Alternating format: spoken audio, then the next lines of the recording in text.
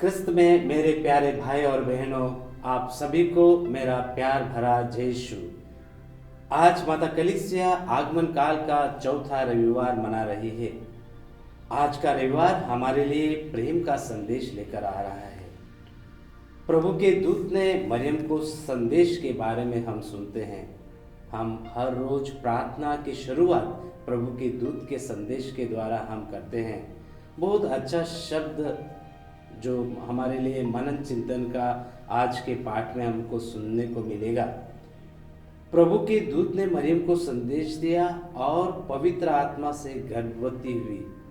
फिर मरियम कहती, देख मैं प्रभु की दासी हूँ, आपका कथन मुझ में पूरा हो।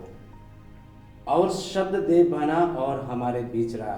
प्रिय भाई और बहनों, हम यही दूत वंदना हम हर रोज दोहराते हैं। यही बात हम आज के सुसमाचार में हम देखते हैं कि ईश्वर लोगों के मध्य निवास करने हेतु अपनी इच्छा को प्रकट करता है। इसलिए गाब्रिएल दूत को मरिया नामक एक कुंवारी के पास यह संदेश सुनाने के लिए भेजता है कि वह संसार में मुक्तिदाता यीशु की मां बनने के लिए चुनी गई है। स्वर्गदूत ने उससे कहा, मरियम डरिए नहीं, आपको ईश्वर की कृपा प्राप्त है। देखिए, आप गर्भवती होगी, पुत्र प्रसव करेगी और उसका नाम ईसा रखेगी। लेकिन मरियम शुरू से ही उसका संदेश सुनकर घबरा गई थी कि प्रणाम का क्या अभिप्राय है, प्रणाम का क्या अर्थ है।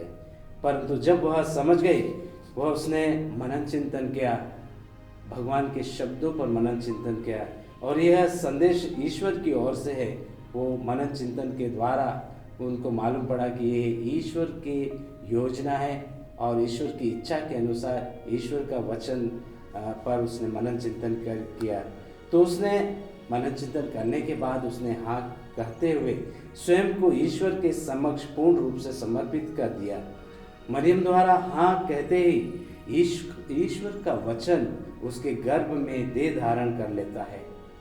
यहाँ हम ईश्वर द्वारा इजरायली जनता के समक्ष की गई प्रतिज्ञा को पूर्ण होते हुए देखते हैं।